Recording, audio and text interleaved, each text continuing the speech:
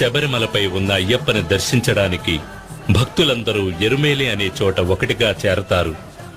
ఎరుమేలిని శబరిమలకు ప్రవేశ ద్వారం అని కూడా చెప్పవచ్చు. ఇక్కడ రాజశేఖర మహారాజు నిర్మించిన ధర్మశాస్త్ర ఆలయం ఉంది. ఈ ఆలయానికి ఎదురుగా అయ్యప్పకు మిత్రుడైన వావర్స్వామి మసీదు ఉంది. అయ్యప్ప భక్తులు వావర్స్వామికి నమస్కరించి అక్కడ ఇచ్చే విభూతి ప్రసాదాన్ని తీసుకుంటారు.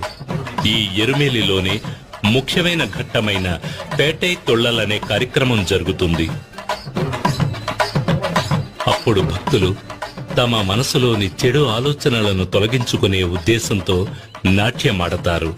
పేటై తొళ్ళలు ముగిసిన తర్వాత అక్కడికి వచ్చే కన్యస్వాములకు ఒక కర్ర ముక్క, ఒక నల్లని నాడా ఇవ్వబడతాయి. ఎరుమేలిలో పేటై తొళ్ళలు ముగించుకుని ప్రయాణాన్ని కొనసాగి